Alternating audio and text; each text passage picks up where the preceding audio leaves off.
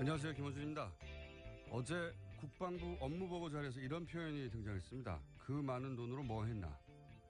이 표현이 딱 맞는 예를 하나 들어보죠. 그는 작년 병영생활관 내무반이죠. 개선 작업을 마치기 위해 2조 6천억 원이 더 필요하다고 했습니다. 노무현 정부 시절 장병 한 명당 침대 하나씩 설치된 내무반으로 바꾸겠다며 시작된 이 국정과제로 그런 이미 지난 10년간 6조 8천억 원을 쓴 이후의 일입니다. 60만 명 장병에게 에이스 침대 하나씩 사줘도 6천억 원이면 됩니다. 장병 주거 면적을 6.3제곱미터로 3배 확정해 준다고 했었는데 작년 기준 공공건설 임대주택 표준 건축비가 1제곱미터당 100만 원 수준입니다. 그러니까 민간 임대 아파트 수준으로 내무반을 새로 지어도 4조 정도면 되는 겁니다. 그런데 2012년에 끝났어야 할 이 사업이 돈을 다 쓰고도 끝이 안 났고 추가로 2조 6천억이 필요하다고 한 거죠. 최순실 게이트가 한창이던 작년 11월 그는 슬그머니 사업 부실 문제를 발표합니다. 하지만 예산이 어떻게 사용되는지 그 집행 내역은 제시하지 못합니다. 상세 집행 내용이 없는데 돈이 다 어디로 갔는지 알 수가 없죠. 그 많은 돈 어디로 갔나? 문재인 정부는 이 질문 5년간 절대 멈추지 않기를 바랍니다. 김원준 생각이었습니다.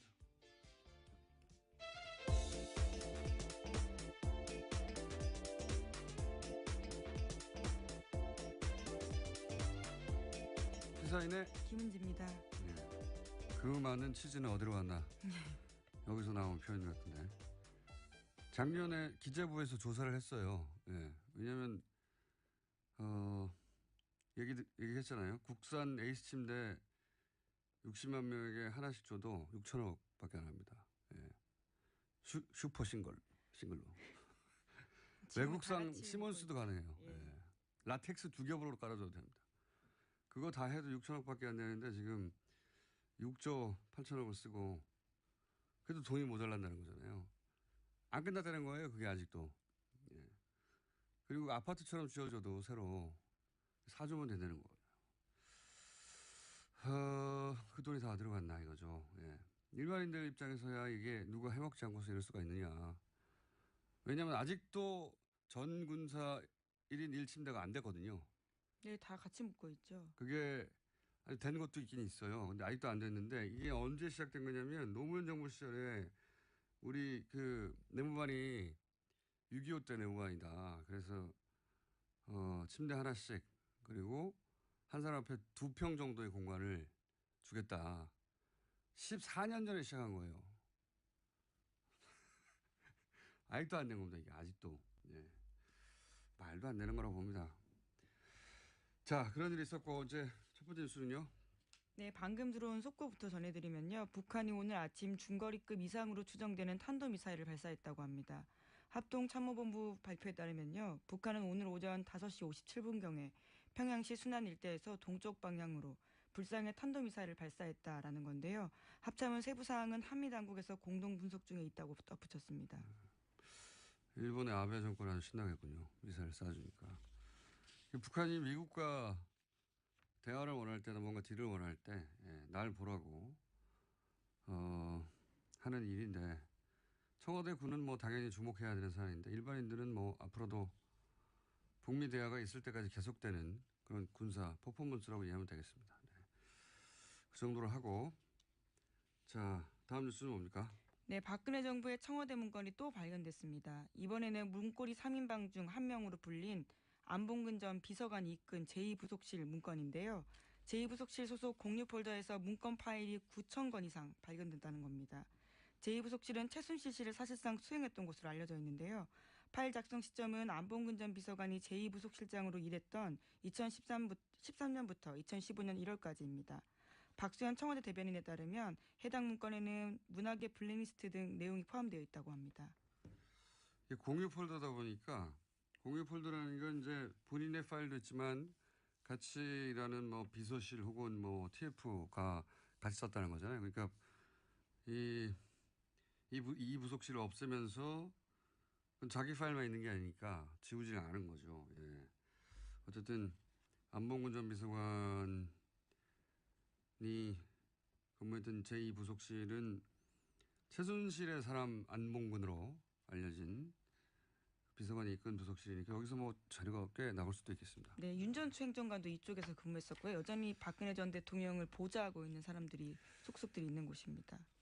조윤선 전 장관은 뜨끔하겠습니다. 왜냐하면 여기서 블랙리스트 파일이 좀 나왔다고 하니까. 또 시기가 일치해서요. 더욱 그렇습니다.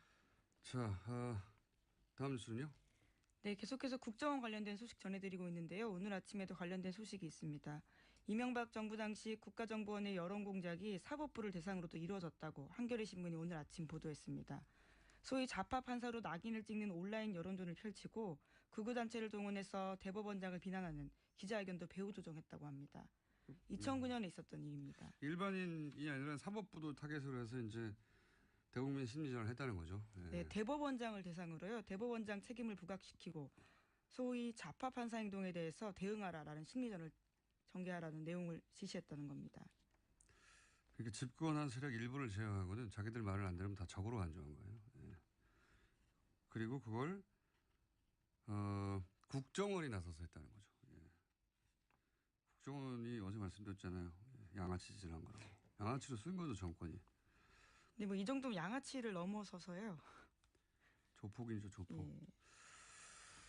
예. 그리고 이제 여기 그 기사를 보면 이제 단체들 이용해서 이제 기자회견 열고 그리고 그런 단체들을 사주해서 고소고발하고 굉장히 많이 써먹었거든요. 예. 네, 이름 많이 들어보셨을 텐데요. 반핵 반김 국민협의회라는 곳이 있습니다. 이곳에서 대법원장과 박시현 대법관의 사퇴를 촉구하는 기자회견을 국정원 사주를 받고 했다라는 보도가 있습니다. 반핵하고 어떻게 반김이 붙습니까? 먹는 김인가요? 네, 아마 김대중 전 대통령을 그러니까요. 의미하는 걸로 보이는데, 그런 건데 예. 반핵하고 반김을 갖다 붙인 거죠. 예. 제목들을 보면 그 일관된 특징들이 있죠. 그 단체들은 이렇게 소위 국정원이 자기들 마음대로 사주해서 쓰는 단체들은 특징들이 있습니다. 제목 짓는 곳이 따로 있는 것 같아요. 자, 다음 뉴스는요. 네, 계속해서 관련 소식 전해드리면요. 당시 국정원이 심리전을 펼친 다음 아고라에서 어떤 글을 썼는지도 상세하게 한겨레 신문이 보도했습니다. 이명박 정부를 무조건적으로 찬양하고 야권을 비난한 내용들이었는데요. 이를테면 노무현, 김대중 전 대통령을 폄훼하는 내용들이 굉장히 구체적으로 나왔습니다. 읽기에도 민망한 내용들인데 노무현은 자살했다. 영웅적으로 행동한 게 아니다라는 내용도 있고요. 김대중의 조국은 북한이다라는 내용도 있습니다. 그리고 이제 노무현 전 대통령이 지옥에 가서 보내는 편지 뭐 이런 식의 글도 쓰고 예. 이걸 국정원이 써서 유포했다는 거죠. 이게 국가의 최고 정보기관이 이랬다는 거는 네, 국민의 세금을 사용해서 한 행동들입니다. 말도 안 되는 겁니다 정말. 이런 짓을 했는데 그런데 이제 지금 변론 재개해달라는 검찰의 요청은 원세훈 전 국정원장에 대해서 재판부가 기각을 했죠. 네, 어제 결정이 나왔는데요. 받아들이지 않았습니다. 법원 관계자는 변론을 재개해야 될 사유가 소명되지 않았다라면서요. 내일 원래대로 선고하겠다라고 발표했습니다. 일반인 눈에서 보면은 국정원 민간인 삼색회 팀을 운영했다. 이거 사실 하나만으로도 검찰 변론 재개 신청을 받아줘야 하는 거 아니냐 이렇게 생각할 수 있는데 왜냐하면은 이 재판은 1심부터 정말 말이 안 됐거든요. 1심 때 예를 들면 국정원 5팀 트위터를 담당했던 5팀의 김모 요원의 이메일 뒤져가지고 트위터를 작성할 때 썼던 파일을 찾아냈어요. 근데 김모 씨가 법정에 나와서 자기는 그런 글을 쓴 기억이 없다고 그랬거든요. 자기 이메일이고 누구도 접속한 적이 없지만 하지만 그건 기억이 안 난다라고 이야기한 겁니다. 그랬더니 사법부가 어떻게 했냐면 본인이 쓴 기억이 없기 때문에 증거에서 빼줬어요. 엄청나게 범인에게 친절한 재판부였죠. 예. 그리고 공직선거법에 대해서는 심리전단 직원들이 계획적으로 했을 리가 없다. 계획적으로 했다고 볼 수 없다. 그래서 무죄입니다. 국정원법은 위반이지만 선거법은 그러니까 무죄라고 이야기한 계획적으로 거죠. 했다고 볼 수 없다. 말이 됩니까? 아무런 계획도 없이 무작위로 했다는 거예요, 이게? 자기들 마음대로. 하여튼 그렇게 말이 안 되는 판결이 났고요. 그래서 이 판결이 나자 이제 그때 김동진 부장판사가 지록이말하고 법치주의가 죽었다고 글을 썼었죠. 2심에서는 그나마 이제 다시 증거능력 그 김모 씨 파일 인정하고 네, 법정 구속된 바 있습니다. 공직선거법도 월세훈 위조를 영장으로. 했는데 대법원에서 다시 그걸 깼어요. 다시 그 파일에 증거능력이 없다고. 이게 이렇게 되면 어떻게 되냐면 그 파일에서 나온 아이디가 200개가 넘고 또 연결된 아이디가 400개가 넘고 거기서 나온 그 수십만 건이 되는 게 다 글들이 증거에서 빠져버렸거든요. 네, 일종의 스모킹 건인데다가 범위를 굉장히 넓힐 수 있는 파일들이었는데요. 그것이 기각된 바가 있는 그리고 거죠. 고법으로 다시 돌아왔죠. 파기환송돼서. 예, 지금 그 재판입니다. 내일 근데 선고가 나는. 이번 판사 말고 이전 판사님이 이제 김시철 부장 판사님이었는데 제가 이름을 특별히 이야기한 이유는 대단한 재판이었기 때문입니다. 왜냐하면은 김시철 판사님이 일단 원세훈 전 원장을 보석으로 풀어줍니다. 그것부터 시작을 하고 그리고 보통 검사 변호사가 판사 앞에 싸우잖아요. 이 재판에서는 원세훈을 잡으려는 검사와 원세훈을 풀어주는 편들은 판사가 싸우는 재판장이었어요. 그래서 이 판사님은 국정원 댓글을 뭐라고 표현했냐면 손자병법의 용병술로 표현했습니다. 취재 기자들 사이에서 굉장히 말이 많았습니다. 네. 비판하는 목소리도 컸고요. 손자병법의 용병술 국정원 댓글이 국정원이 정치 개입을 한 게 아니라 그런 식으로 표현을 했었기 때문에 물론 지금 재판부는 그 재판부가 아니에요. 바뀌었어요. 그런데 어쨌든 변론 재개는 기각했고 여기서 이제 만약에 원세훈 전 원장에 대해서 선거법 위반 혐의 같은 게 무죄로 나버리면 이제 일사부재를 위해서 다시 다룰 수가 없거든요. 끝난 거거든요. 예, 동일 범죄에 대해서는 두 번 기소할 수 없기 때문에요. 결과적으로 그렇게 되는 겁니다. 걱정이 됩니다. 자, 네, 내일 결과가 나옵니다. 하나 정도 더 할게요. 오늘 미니가 있기 때문에 미니 인터뷰가 잡히겠습니다. 네, 어제 이유정 헌법재판관 후보자에 대한 인사청문회가 있었는데요. 여기서 자유한국당 정가윤 의원의 발언이 논란이 되고 있습니다. 문재인 대통령을 향해서 지속적으로 헌법을 위반하고 있다면서 탄핵 사유에 해당한다라고 발언했습니다. 예. 자기 주장으로 실제 탄핵이 될 가능성이 1%라도 있다고 생각했을까요? 그런 생각 본인도 안 합니다. 본인도 탄핵 사유라고 말해놓고 이걸로 탄핵될 리가 없다고 확률은 제로라고 생각하면서 TV 중계될 때 이런 말을 하는 게 이제 나한테 관심 좀 가져달라는 거죠. 그런 이벤트로 생각하시면 되고 사유도 너무 억지예요. 예를 들어서 뭐 신고리 건설 중단 이게 이제 헌법 23조 3항 위반.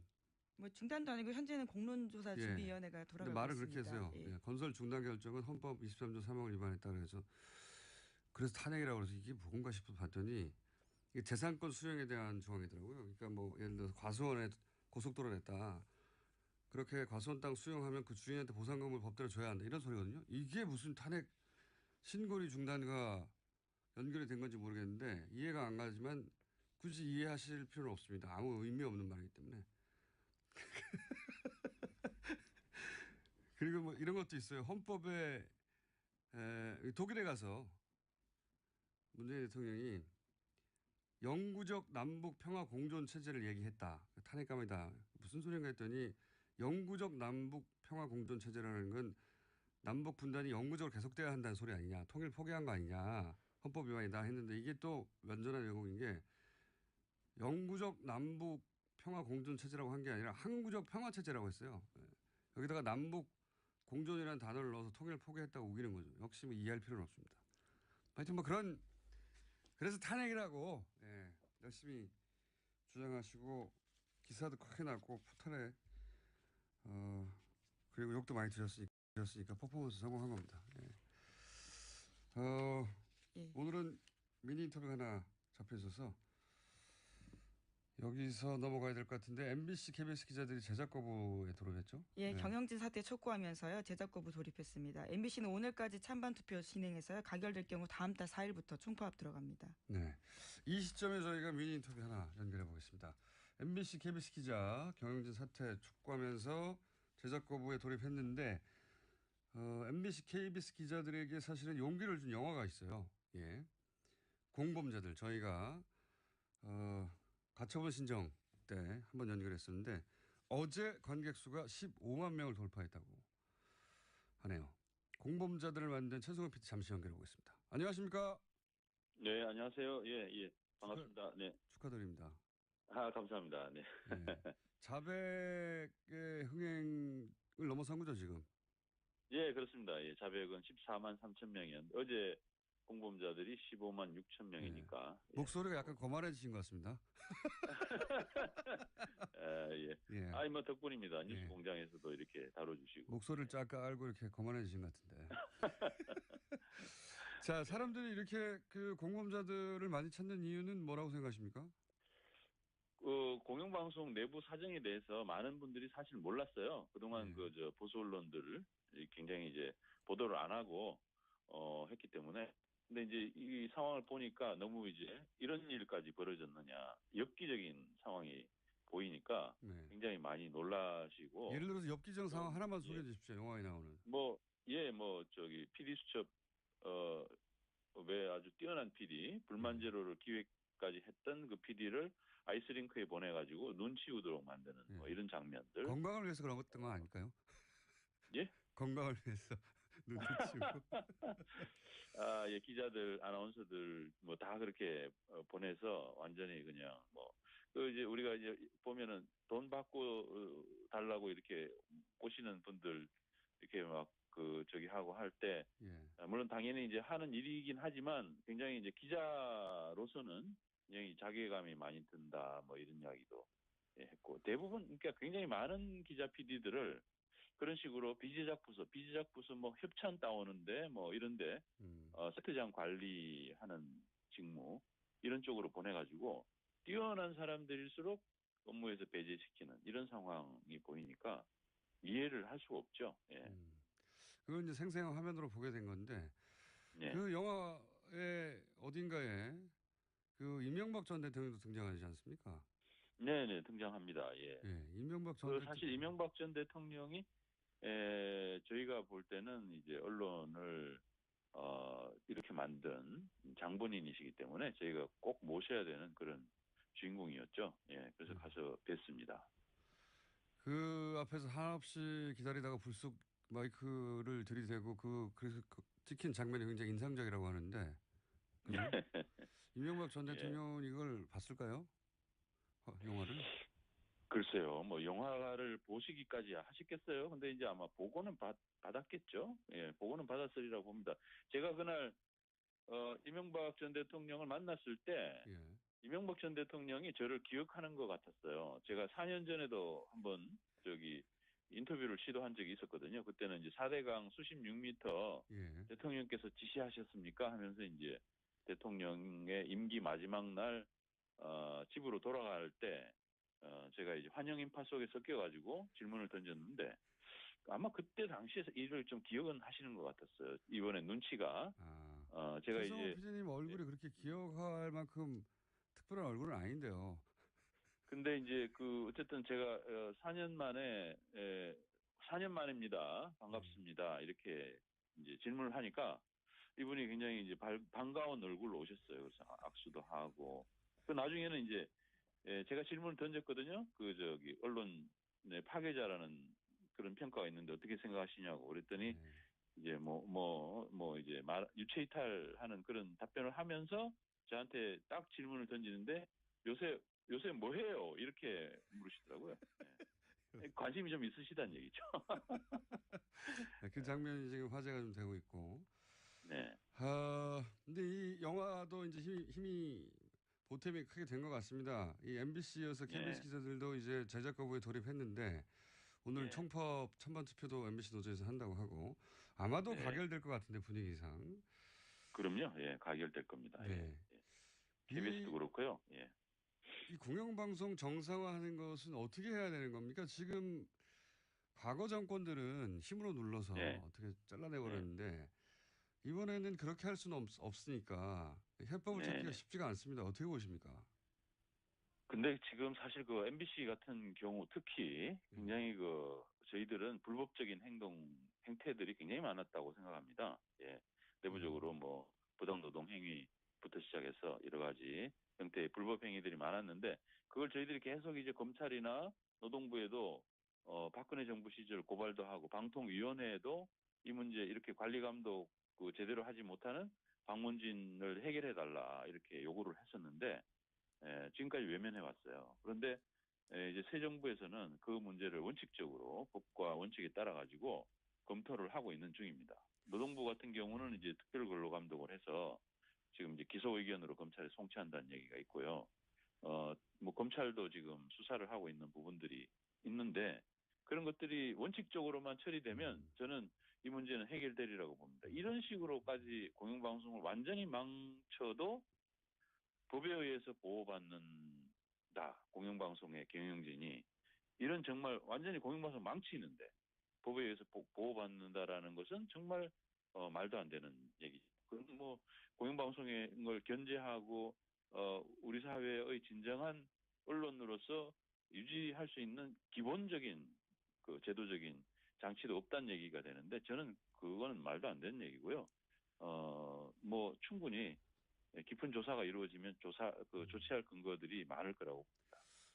알겠습니다. 법대로만 하면 해결될 거다 이런 말씀이신 것 같고. 네네. 자, 15만 돌파해서 저희가 한번 짧게 연결했는데 앞으로 25만 돌파하면 그때는 제가 모른 척하겠습니다.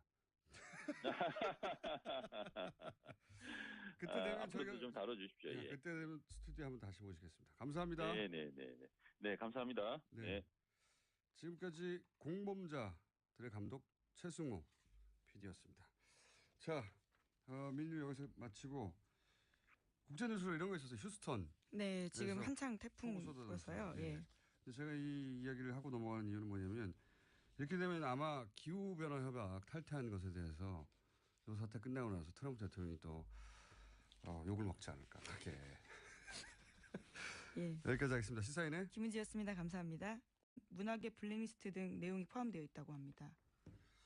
공유 폴더다 보니까 공유 폴더라는 건 이제 본인의 파일도 있지만 같이 일하는 뭐 비서실 혹은 뭐 TF가 같이 썼다는 거잖아요. 그러니까 이 부속실을 없애면서 자기 파일만 있는 게 아니니까 지우지는 않은 거죠. 예. 어쨌든 안봉근 전 비서관이 근무했던 제2부속실은 최순실의 사람 안봉근으로 알려진 비서관이 이끈 부속실이니까 여기서 뭐 자료가 꽤 나올 수도 있겠습니다. 네, 윤전추 행정관도 이쪽에서 근무했었고요. 여전히 박근혜 전 대통령을 보좌하고 있는 사람들이 속속들이 있는 곳입니다. 조윤선 전 장관은 뜨끔하겠습니다. 왜냐하면 여기서 블랙리스트 파일이 좀 나왔다고 하니까. 또 시기가 일치해서요. 더욱 그렇습니다. 자, 다음 뉴스는요? 네, 계속해서 국정원 관련된 소식 전해드리고 있는데요. 오늘 아침에도 관련된 소식이 있습니다. 이명박 정부 당시 국가정보원의 여론 공작이 사법부를 대상으로도 이루어졌다고 한겨레 신문이 오늘 아침 보도했습니다. 소위 좌파 판사로 낙인을 찍는 온라인 여론전을 펼치고 극우단체를 동원해서 대법원장을 비난하는 기자회견도 배후 조정했다고 합니다. 2009년에 있었던 일입니다. 일반인이 아니라 사법부도 타겟으로 해서 이제 대국민 심리전을 했다는 거죠. 네, 대법원장을 대상으로요. 대법원장 책임을 부각시키고 소위 좌파 판사 행동에 대해서 대응하라라는 심리전을 전개하라는 내용을 지시했다는 겁니다. 그러니까 집권한 세력 일부를 제외하고는 자기들 말을 안 들으면 다 적으로 간주한 거예요. 그리고 그걸 국정원이 나서서 했다는 거죠. 국정원이 어제 말씀드렸잖아요. 양아치 짓을 한 거라고. 양아치로 쓴 거죠, 정권이. 네, 뭐 이 정도면 양아치를 넘어서서요. 조폭이죠, 조폭. 예. 그리고 이제 여기 그 기사를 보면 이제 단체들 이용해서 이제 기자회견 열고 그리고 그런 단체들을 사주해서 고소고발하고 굉장히 많이 써먹었거든요. 네, 이름 많이 들어보셨을 텐데요. 반핵 반김 국민협의회라는 곳이 있습니다. 이곳에서 대법원장과 박시현 대법관의 사퇴를 촉구하는 기자회견을 국정원 사주를 받고 했다라는 보도가 있습니다. 반핵하고 어떻게 반김이 붙습니까? 먹는 김인가요? 네, 아마 김대중 전 대통령을 그러니까요. 의미하는 걸로 보이는데. 그런 건데 예. 반핵하고 반김을 갖다 붙인 거죠. 제목들을 보면 그 일관된 특징들이 있죠. 그 단체들은. 그러니까 소위 국정원이 자기들 마음대로 사주해서 쓰는 단체들은 특징들이 있습니다. 제목 짓는 곳이 따로 있는 것 같아요. 자, 다음 뉴스는요. 네, 계속해서 관련 소식 전해드리면요. 당시 국정원이 심리전을 펼친 다음 아고라에서 어떤 글을 썼는지도 상세하게 한겨레 신문이 보도했습니다. 이명박 정부를 무조건적으로 찬양하고 야권을 비난한 내용들이었는데요. 이를테면 노무현, 김대중 전 대통령을 폄훼하는 내용들이 굉장히 구체적으로 나왔습니다. 읽게도 민망한 내용들인데 노무현은 자살했다. 영웅적으로 행동한 게 아니다라는 내용도 있고요. 김대중의 조국은 북한이다라는 내용도 있습니다. 그리고 이제 노무현 전 대통령이 지옥에 가서 보내는 편지 뭐 이런 식의 글도 쓰고 6.25 때 내무반이다. 그래서 침대 하나씩 그리고 한 사람 앞에 2평 정도의 공간을 주겠다. 14년 전에 시작한 거예요. 아직도 안 된 겁니다. 이게 아직도. 예. 말도 안 되는 거라고 봅니다. 자, 그런 일이 있었고 이제 첫 번째 뉴스는요. 네, 방금 들어온 속보부터 전해드리면요. 북한이 오늘 아침 중거리급 이상으로 추정되는 탄도미사일을 발사했다고 합니다. 합동참모본부 발표에 따르면요. 북한은 오늘 오전 5시 57분경에 평양시 순안 일대에서 동쪽 방향으로 불상의 탄도미사일을 발사했다라는 건데요. 합참은 세부 사항은 한미 당국에서 공동 분석 중에 있다고 덧붙였습니다. 일본의 아베 정권 아주 신나겠군요. 미사일 쏴주니까. 북한이 미국과 대화를 원할 때나 뭔가 딜을 원할 때 날 보라고 하는 일인데 청와대 군은 뭐 당연히 주목해야 되는 사안인데 일반인들은 뭐 앞으로도 북미 대화가 있을 때까지 계속되는 그런 군사 퍼포먼스라고 이해하면 되겠습니다. 네. 그 정도로 하고 자 다음 뉴스는 뭡니까? 네, 박근혜 정부의 청와대 문건이 또 발견됐습니다. 이번에는 문고리 3인방 중 한 명으로 불린 안봉근 전 비서관이 이끈 제2부속실 문건인데요. 제2부속실 소속 공유 폴더에서 문건 파일이 9천 건 이상 발견됐다는 겁니다. 제2부속실은 최순실 씨를 사실상 수행했던 곳으로 알려져 있는데요. 파일 작성 시점은 안봉근 전 비서관이 제2부속실장으로 일했던 2013년부터 2015년 1월까지입니다. 박수현 청와대 대변인에 따르면 해당 문건에는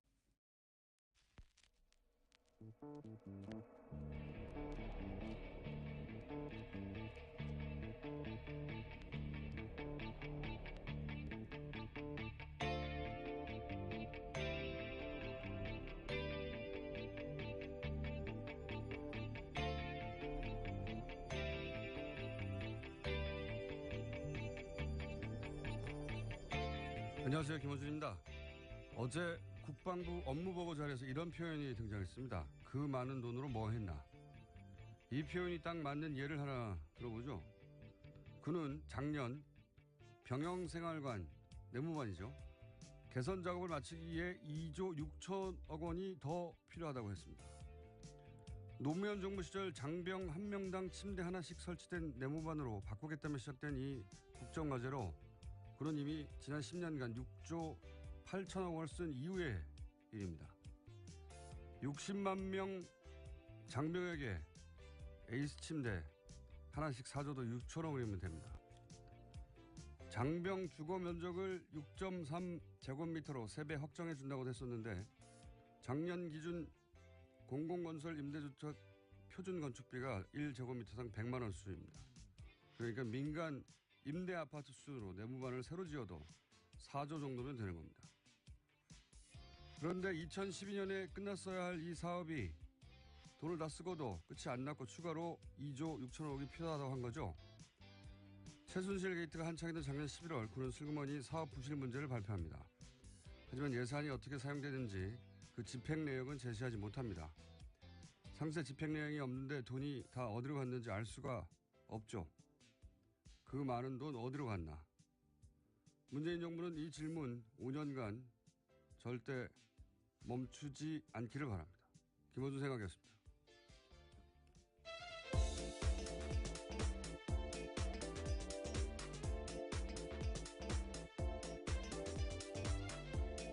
시사인의 김은지입니다. 그 많은 치즈는 어디로 갔나. 여기서 나온 표현 같은데. 작년에 기재부에서 조사를 했어요. 왜냐하면 얘기했잖아요. 국산 에이스 침대 60만 명에게 하나씩 줘도 6천억밖에 안 합니다. 슈퍼 싱글로. 외국산 갈아치우는 시몬스도 거 있죠. 가능해요. 예. 예. 라텍스 2겹으로 깔아줘도 됩니다. 그거 다 해도 6천억밖에 안 되는데 지금 6조 8천억을 쓰고 그래도 돈이 모자란다는 거잖아요. 안 끝났다는 거예요. 그게 아직도. 예. 그리고 아파트처럼 지어져도 새로 4조면 된다는 거예요. 그 돈이 다 들어갔나 이거죠. 예. 일반인들 입장에서야 이게 누가 해먹지 않고서 이럴 수가 있느냐. 왜냐하면 아직도 전 군사 1인 1침대가 안 됐거든요. 네, 다 같이 묶어 있죠. 그게 아직 된 것도 있긴 있어요. 근데 아직도 안 됐는데 이게 언제 시작된 거냐면 노무현 정부 시절에 우리 그 내무반이